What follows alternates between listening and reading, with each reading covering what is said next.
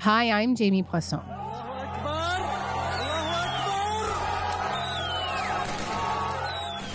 On Friday, protesters in the Syrian town of Hama tore down a statue of the late Syrian president Hafez al-Assad, Bashar al-Assad's father. Then on Saturday, a similar scene in Syria's capital, Damascus. People smashed a sculpture of Hafez into pieces and carried it through the streets, celebrating after rebel groups took hold of the city. By Sunday, Bashar al-Assad's entire regime and family dynasty would crumble too. As Syrians ransacked his residence, he fled to Russia, where he has been granted political asylum. Thank you, she says. The tyrant has fallen. The tyrant has fallen.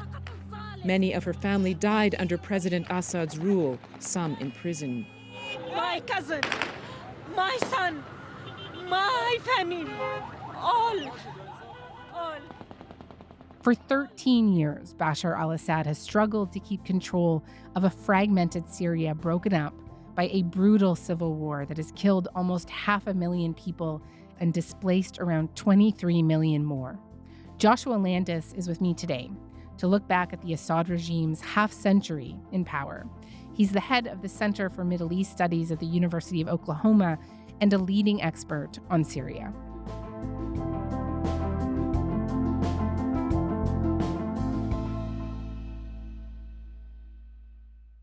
Joshua, hi. Thank you so much for making the time today. It's a pleasure being with you, Jamie. It's a pleasure to have you. I mentioned the statues toppling in the introduction. They were of Hafez al-Assad, who ruled Syria for almost 30 years prior to his son. And could you just tell me more about him? Take me back to 1970 and how he came to power. Hafez al-Assad, an army officer in the Air Force, had become Minister of Defense. The Ba'ath Party, a secular party that was dominated by Syria's minorities, and in particular the Alawite minority, came to power in 1963. But then there was a further coup in 66 in which Salah Jadid became the dominant person within the military. He was an Alawite, and Assad was his Secretary of Defense. That was during the time of the 1967 war in which the Golan was lost, and that was lost under Hafez al-Assad's period as a Minister of Defense. And then in 1970, Assad decided to take power for himself, and he shoved aside Jadid, who went into jail for a long time, and became the dictator of Syria for the next 30 years until 2000, on his death, when his son took power after him. Yeah, and can you just tell me a little bit more about how he ruled? What kind of a political leader was Hafez? Well, Syria had undergone a period of real instability from the 1950s right through the 1960s. And in order to put a stop to that constant coups and revolving governments, Assad really set about to coup-proof his government.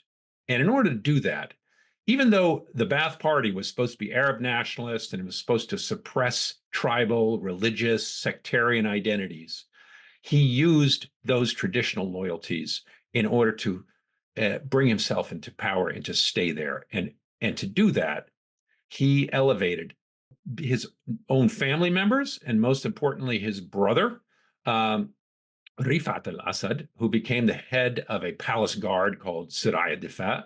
And that was the instrument for helping him to stay in power. But he also set up a circle of intelligence agencies, a bunch of them, almost all of them led by Alawite officers who were loyal to Assad. And they were from the same religious group, the Alawites, a heterodox Shiite offshoot of Islam. 12% of Syrians are Alawite. And so he used the religious loyalties and communal loyalties of fellow Alawites, as well as family members. So these traditional loyalties really locked him into power and helped him prevent another coup against him. And that held the Assads in power for 54 years because his son, Bashar, really copied that same model and did not change it very much. I want to get into that more with you in just a few minutes, but For Hafez, like, who were his political rivals? He had rivals on the left and the right. There were communists, there were various socialists in the Jadid government, and he threw many of them into jail for long periods of time. He was respected in Moscow and Washington and feared at home. In 30 bloody years since seizing power, had jailed and killed tens of thousands, anyone who threatened his rule. But his biggest and most determined opponents was the Muslim Brotherhood. And 70% of Syrians are Sunni Arab Muslims.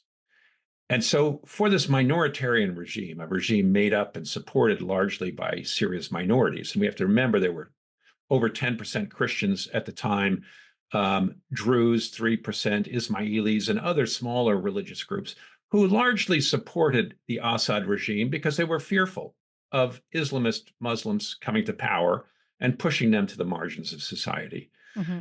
And that meant ruling over this, the majority of Syrians, Sunni Muslims. And the Muslim Brotherhood spearheaded an attack on the regime. And that came to a head in 1982 in a very brutal showdown in the city of Hama, in which the Muslim Brotherhood took over the town and called from the minarets of the mosques for a general uprising throughout the country. And about 50 Ba'athist officers were killed, and the regime took a very brutal vengeance on the city and the Muslim Brotherhood, surrounding the entire city and bombarding the center of the city, killing perhaps 10,000, maybe more than that. Some people use 20. A lot of people were killed in this very brutal crackdown that was led by his brother, Rifat al-Assad.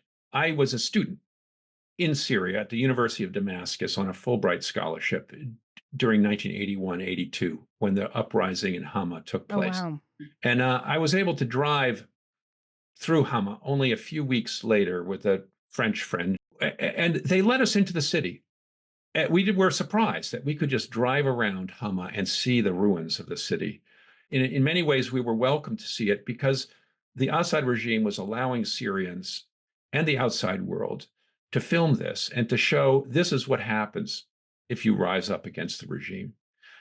You will get destroyed. So it sent a very brutal message to all Syrians, and it cowed the Muslim Brotherhood for 30 years. The lessons Syrians remember took place in Hama, a city north of Damascus. Half the city was destroyed by government troops. Thousands died behind these walls, but today, all opposition there is quiet, and President Assad's poster once again hangs in the city.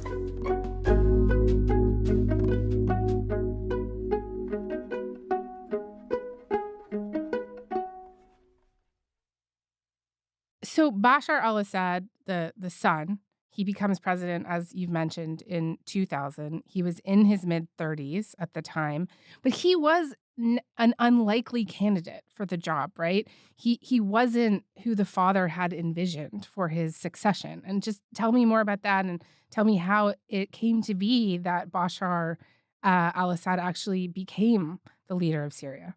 He was an unlikely candidate. He had chosen to become an eye doctor. He was studying in London.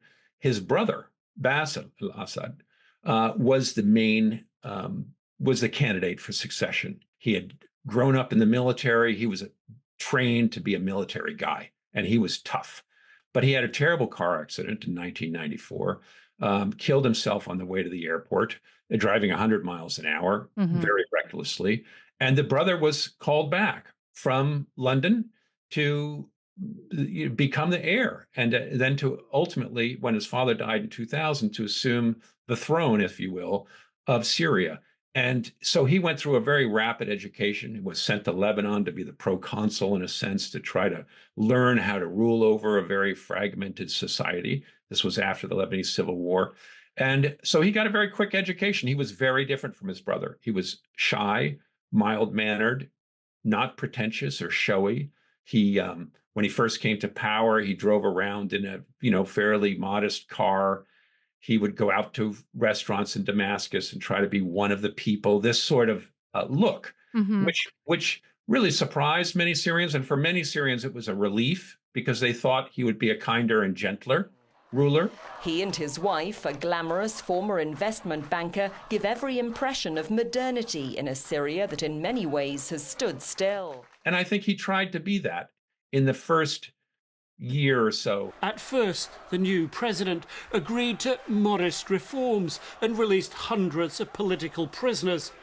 But that brief moment of optimism, dubbed the Damascus Spring, ended abruptly.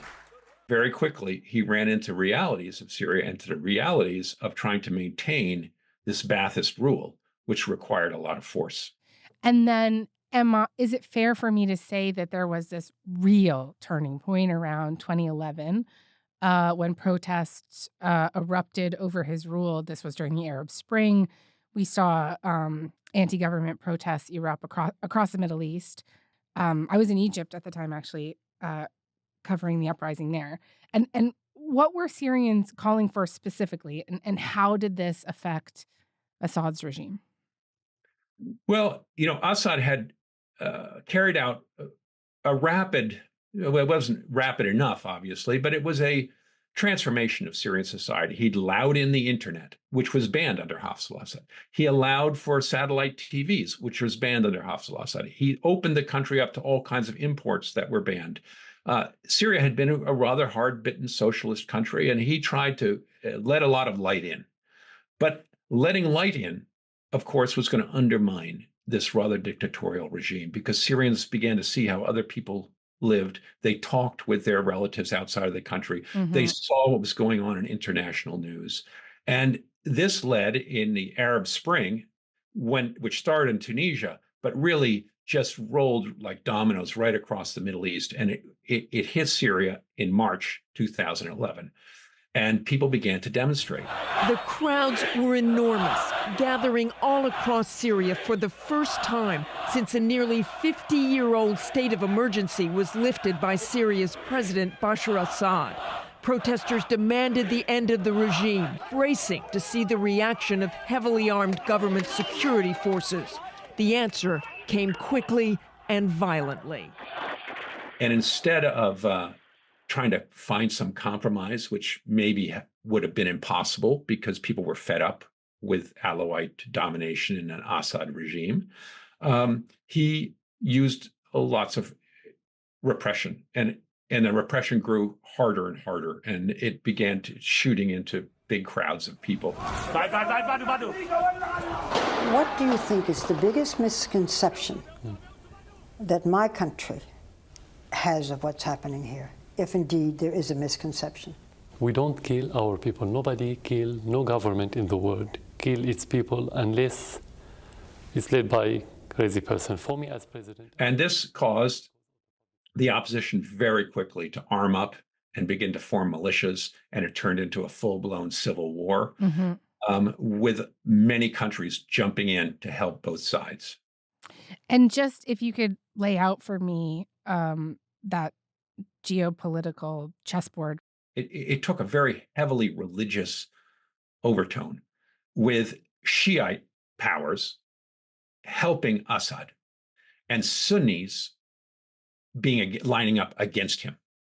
So Assad, for his support, got major support from Iran, Shiite-dominated country, Iraq, which had just become a Shiite country because America had invaded and cast the Sunnis out of power. Saddam Hussein was a Sunni, and elevated the Shiites from the bottom of society to the top. And Lebanon. Lebanon is dominated by Hezbollah, a Shiite militia. 1/3 of Lebanon is Shiite, and they became the paramount force in Lebanon. So this was called a Shiite crescent, ruling over this big band of 4 countries: Lebanon, Syria, Iraq, Iran. And very much to the displeasure of the Sunni countries, the Gulf states and Turkey, who all jumped in on the side of the rebels and supported by the United States, which took a very important role in this, as well as Europe, all of whom wanted to see Assad out. We both agree that Assad needs to go. He needs to transfer power to a transitional body. That is the only way that we're going to resolve this crisis. And we're going to keep working for a Syrian. Mm-hmm. And Israel, of course, wanted to see Assad out because this Shiite crescent was the axis of resistance to Israel. And so those were the alignment of forces, and it had a deep religious overtone of Sunni countries against the Shiite countries.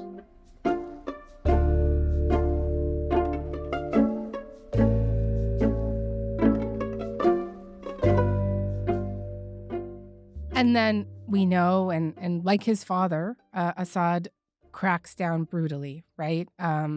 During this 13-year civil war, widespread use of torture, extrajudicial killings. His government was accused several times of using chemical weapons on his own people.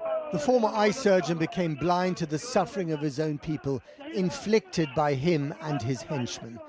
In his prisons, torture, including of children, became the norm, and hundreds of thousands of civilians disappeared. The UN found what it called massive evidence of war crimes, crimes against humanity, responsibility at the highest level of government, including the head of state. Assad's government gassed to death over 1,000 people, including hundreds of children. U.S. President Obama at the time said that this crossed a so-called red line, but they largely did nothing about that. And just well, they didn't. That's not true. I think he gets a bad rap. Okay. I think he gets a bad rap for that because he did strike a deal with the Russians to get Assad to put tons of chemical weapons on American ships where they were incinerated at sea. So he got rid of most of the chemical weapons. He did not enter into the war and overthrow Assad. I have therefore asked the leaders of Congress to postpone a vote to authorize the use of force while we pursue this diplomatic path. Meanwhile, I've ordered our military to maintain their current posture, to keep the pressure on Assad, and to be in a position to respond if diplomacy fails. America got caught in a very difficult situation, and Obama gave the CIA really a very an impossible job, which was to get rid of Assad, but without destroying the Syrian army and the Syrian state. Mm-hmm. America did not want to repeat what it had done in Iraq and collapse the state and allow for a full-blown chaos to then begin. So the CIA had an impossible task because the 40 top generals in the Syrian army were all Alawites and very loyal to Assad. So trying to get them to carry out a coup against Assad was really mission impossible. And the CIA never could do it. And what happened during those early years of the uprising is that the rebel forces became increasingly dominated by Islamists, and particularly al-Qaeda, which is where al-Jolani, who's now ruler of Syria, appears, because he was sent to begin a branch of al-Qaeda in Syria, and which he did. But the militias in Syria became increasingly Islamist, became dominated by Islamist militias, al-Qaeda and ISIS. And so America got spooked by the Sunni rebels. And ultimately, as ISIS became more and more powerful, decided they didn't want Assad to fall. And the United States allowed, if you will, Russia to come in and save Assad. Yeah. And Russia began to help Assad reconquer Syria with the help of Hezbollah and other Shiite militias that came from Iran and Iraq. But then Turkey jumped in and didn't want Assad to retake everything and drive all these rebels into Turkey. So it grabbed about 10% of Syrian territory in the northwest of Syria, Idlib province, northern Aleppo province, in which these militias were backed into by the Assad regime.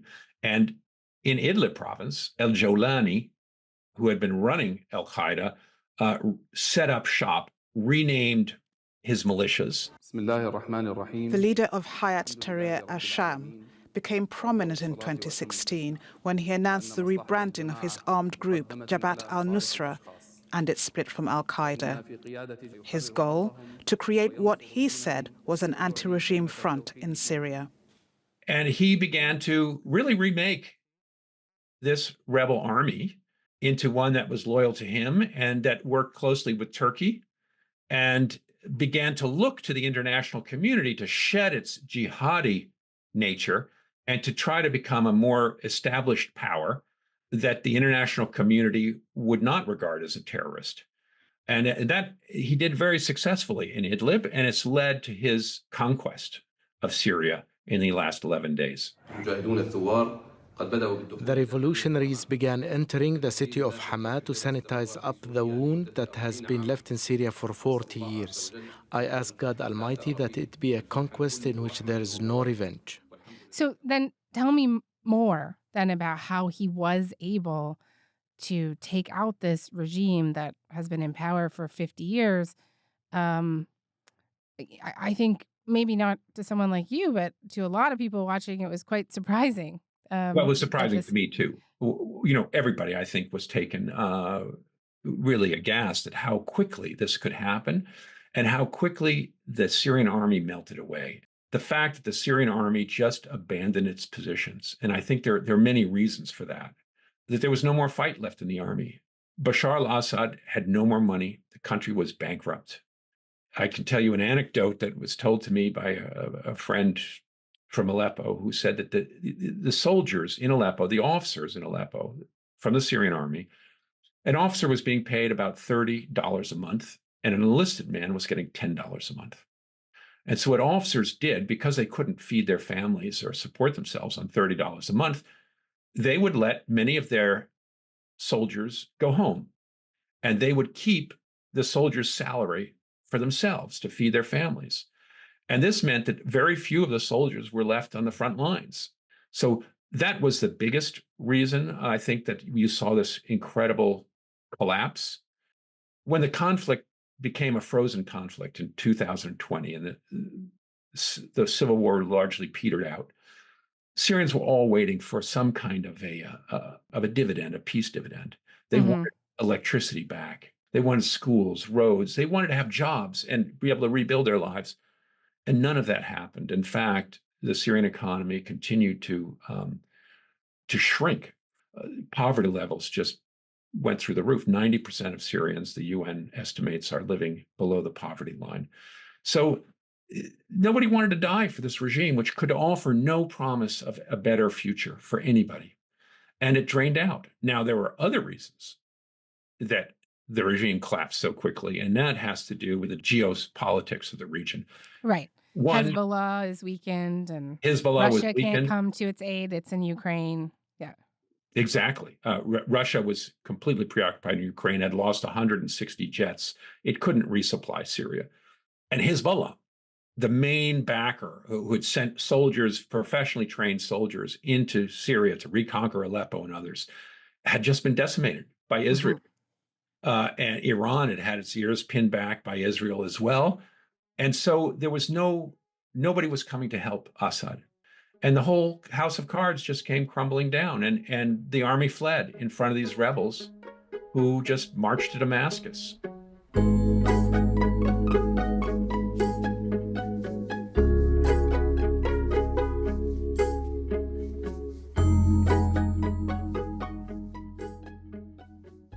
I've heard many experts opine in the last couple of days that, of course, this is good for the Syrian people that this brutal, terrible dictatorship has been toppled. But the alternative, this group, Hayat Tahrir al-Sham, HTS, what will they be like? What might happen now? I think it's important, first of all, to recognize that he has adapted to new realities in a way that Bashar al-Assad never did. Al-Jolani has. He seems to be quite smart and adept and reassuring minorities. And this, the last 2 days have been days of real celebration for Syrians. And I think we have to take a moment out to sort of recognize that this is a very happy moment for not only the 6-7 million Syrians in exile, but for many Syrians who've lived many dark years over the last 14 dark years. Mm-hmm. But you're right. There are many anxieties for the future. This is going to be an Islamist regime. Some form of Sharia law will be probably enacted. Most of the militias that joined in this uprising wanted more Sharia law and to move away from these religious minorities who had imposed a lot of secular law on Syria. So that has some people anxious. On the other hand, the vast majority of Syrians are Sunni Muslims and are religious. So it may be welcomed by a big hunk of the population. Clearly, the more cosmopolitan and secular elites are going to chafe under this kind of rule. What role women will have? Big question mark. None of the ministers are women in this new government, but we're going to have to see. Those are big question marks that are in the future. Okay. And just one final question for you, Joshua, is if we could come back to Assad. He's now in Russia. He has been given political asylum. And what will become of him now? He's going to clearly be preoccupied and just trying to save his life because the international community is going to demand that he be turned over. Tried for war crimes. Some kind of justice. Absolutely. Russia has accepted Bashar al-Assad and will have to now protect him, I presume. All right. Joshua, this was great. Thank you so much for your time. I'm really, really appreciative. Well, it's a pleasure being with you. Thank you for having me on.